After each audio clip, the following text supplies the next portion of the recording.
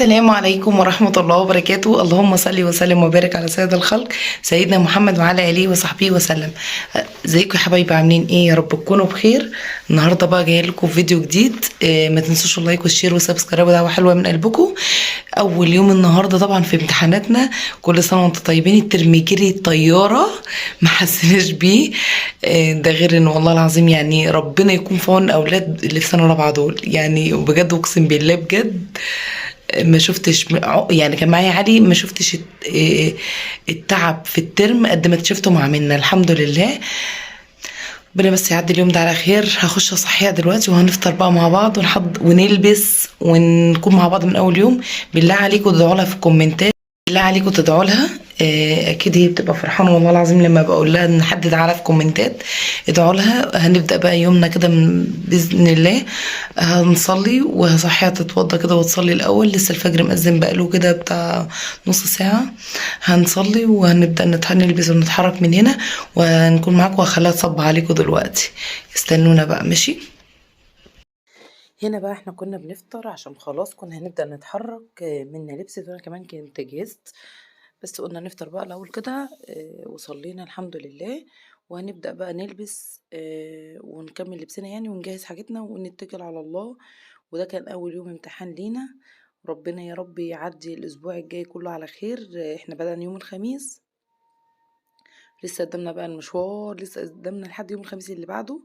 فالتلات اللي بعده يعني احنا قدامنا من بدأنا خميس وهنقعد لحد يوم التلات. كنا واقفين على باب الشقة كده، كنا خلاص لبسنا. حتى القهوة ما كانش في وقت ان انا اللي اشربها والله. خرجت عشان احنا المفروض نكون 7 في الظبط في المدرسة. فقلت بقى اشرب القهوة مش مشكلة، يعني حطيتها بقى في كوباية كده وقلت اشربها في الشارع مش مشكلة، احنا ماشيين بسرعة. هنا بشوف النهار كان لسه ما طلعش اصلا. يلا ادعوا لها بقى. دي بوسه. ادعوا لها بقى بالله عليكم. يلا هنوصل بقى لحد المدرسه كده ونشوف الدنيا فيها ايه ونبقى نصور لكم هناك ونكمل معاكم اليوم. هنا طبعا كنت بجيب لها بقى فطار. انا كنت فطرتها في البيت بس بجيب لها يعني حاجه عشان هي كان عندها درس بعد الامتحان على طول. فجبت لها حاجه خفيفه كده، ما بحبش اكل الشارع اصلا ولا هي كمان. فجبت لها باتيه كده. وجبت لها كمان عصير، اللي هو عصير بالشوكولاته باللبن ماكس. فقلت كده حاجه خفيفه يعني لحد ما ترجع البيت وتتغدى معانا عشان لو جاعت يعني. بس كانت هي وبنت خالتها كده، وكنا خلاص بدأنا نتحرك ووصلت المدرسة ودخلت منا. ورجعت رحت لمدرسة علي وبينهم وبين بعض يعني مسافة مش كبيرة قوي. جبت له برضو الفطار ورحت علشان أدخله لأن هو جاي بعد منا، يعني منا بقى ماشيين من الساعة 6 من البيت أو 6:30 من البيت. علي طبعا على ما جه بقى براحته يعني. ربنا بقى على المرمطة اللي الواحد فيها النهارده في المعادي من هنا لهنا، من منا لعلي المرمطة. بصوا يعني الحمد لله. يا رب بس يجي فايدة وإن شاء الله ربنا يوفقهم وينجحهم جميعا يا رب، اللهم آمين. رايحة كده على مدرسة منا ودخلت عليه وطمنت عليه بقى عشان منا هتخرج دلوقتي وعلي لسه داخل ومنا هتخرج دلوقتي. فرحت رايحة بقى لمنا، هروح لها المدرسة عشان اخدها هي كمان. يا رب بالنجاح ليهم جميعا يا رب، يا رب بالنجاح ليهم جميعا يا رب. عارفين بجانب ان الجو كمان يعني ساقعة جدا النهارده. قولوا لي بقى مين فيكم في نفس الحيرة ده مع اولاد كده يدخل واحد في المشكلة ان هم مدرسهم جنب بعض بس في مسافة يعني مشي باخدها كده، او ممكن يعني من المدرسة دي المدرسة دي 10 دقايق وقت. فباخد وقت بقى 10 دقايق مشي من المدرسة دي للمدرسة دي. مين بقى فيكم بيحتار الحيرة ويبهدل البهدلة دي؟ هيفضل رايح من دي لدي. المشكلة ان توقيت الامتحانات مش زي بعضهم، يعني توقيت غير التوقيت. رجعنا طبعا هنا على البيت بقى خلاص بعد طبعا يوم وتعب طول اليوم. رجعت البيت، رحت السوق الاول وبعد كده رجعت على البيت. قلت اعمل غدا. طب اعمل غدا ايه سريع يعني انجز وقتي وفي نفس الوقت احنا عندنا مذاكرة تاني وعندنا دروس، فعايزة اعمل حاجة بسرعة. فكنت جايبة بانيه وقلت اعمله. كنت هعمل بانيه الاول ورجعت قلت لا، طب ما انا اعمل شاورما ودي اسرع حاجة يعني مش هتبل بقى واستنى وكده. فقلت اعمل شاورما كده سريعة. جبت البصل وخرطته بالشكل ده، هقطعه طبعا مكعبات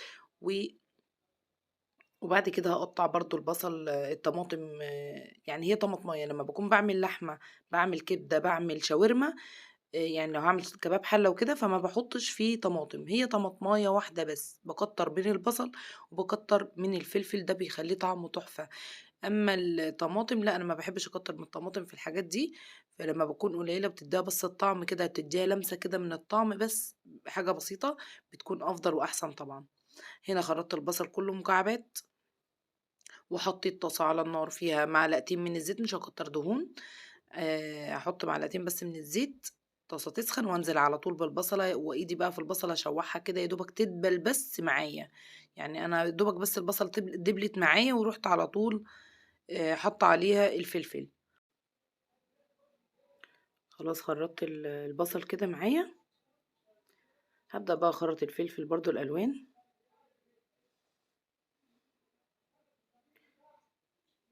مين بقى عانى السنة دي؟ اللي عانى بقى من سنة رابعة ابتدائي ده وتعب، أنا ما شفتش حد شكر في رابعة ابتدائي، ما شفتش حد قال دي سهلة، ما شفتش حد قال دي كويسة.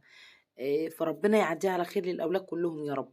هنا بقى جبت الطاسة وحطيت فيها حبة من الزيت، وكان عندي رز بقى طبعا، فأنا مش هرمي الرز ده فقلت استغله بقى، ده رز أبيض كنت عاملاه وكان صراحة حلو مفيهوش أي حاجة، فقلت لا أعمل شاورما واستغل الرز واحط جنبيه الشاورما، بدل ما كنت هعمل بانيه يعني، واعمل جنبيها كنت عامل، انا بعمل بانيه بحط جنبيه بعمل جنبيه مكرونه، فلا هعمل شاورما وجنبها كده كده الرز موجود، ودي اكله برضو سريعه وكويسه. هنا بقى قطعت الفلفل. مين بقى، يعني انا دلوقتي بسألكم مين بقى، نرجع كده يعني للسنين اللي فاتت، انا كان عندي علي في رابعه ابتدائي، ما كنتش بعاني كده، ما كنتش بصراحه ربنا ما حسيتش بيها، بصراحه ما حسيتش بيها مع اي حد اصلا، انا ما شفتش حد شكى منها. بقالنا سنتين رابعه ابتدائي دي كانك بتتكلمي عن ثانويه عامه، ويمكن ثانويه عامه اسهل، الأولاد دخلوا في مراحل من التعليم شديد قوي عليهم، وهم أساسا أولى وتانية وتالتة ما كانوش بياخدوا حاجة، ما كانوش بيدرسوا حاجة، كانوا معظم الوقت غايبين، وكانوا معظم الوقت مأجزين، وحتى لو انت بتدي دروس وبتذاكري في البيت مش هيكون زي المدرسة برضو، مش هيكون تفهميهم، ولا الدروس هتكون زيها زي المدرسة والكتب. فالموضوع مختلف تماما السنة دي، ربنا يعديها على خير الفترة دي بصراحة، لأن أنا شايفة كل الناس بصراحة بتشتكي. معانا هنا 4 فصوص من التوم، خرطت البصل وحطيت معلقتين من الزيت، وحطيت البصل على النار دبلت كده معايا، وحطيت معاها 3 فصوص من التوم وخرطتهم، او 4 فصوص، ورحت مقطعاهم كده وحطيتهم مع الفلفل والبصل، وهسيبهم بقى يتبلوا كده مع بعض. اخرط بقى طماطمايه كده، اقطعها مكعبات صغيره برضو، طماطمايه واحده كفايه، يعني هو الافضل لما بكون اعمل شاورما، بكون بعمل كبده، بكون بعمل كباب حله، ما بكترش فيه الطماطم، هي واحده بس كفايه، بتدي بس طعم كده للاكل. ما تكون طماطم فيه قليله بتبقى احلى بصراحه، انا مثلا لانها مش طبيخ هي شاورما. بس هقطع بقى البانيه، ده كان بانيه بقى كنت هعمله طبعا، فقطعته شاورما عادي برضو شغال زي الفل، قطعته كده مكعبات بالشكل ده، وهرجع بقى على النار طبعا دبلت معايا بالشكل ده، احط بقى عليها الشاورما وهقلبها، وهشوح الشاورما في قلبها. انا ساعات بدل الشاورما او البانيه او الكبد بديها صدمه الاول، يعني لو بعمل حاجه بديله صدمه الاول، بعد كده بقى احط الخضار اللي هو الفلفل والطماطم لو احطه بصل وكده، لكن انا حبيت ان انا اشوح ودي، لان البانيه مش هياخد، يعني كان خفيف وما كانش قطع كبيره، وكان اساسا بانيه وانا كنت اعمله بانيه، ما كنتش اعمله شاورما، فكان خفيف، فقلت لا ادي البصل صدمه وادبلها كده، كنت هي والفلفل، رحت رجعتها على النار، وبعد كده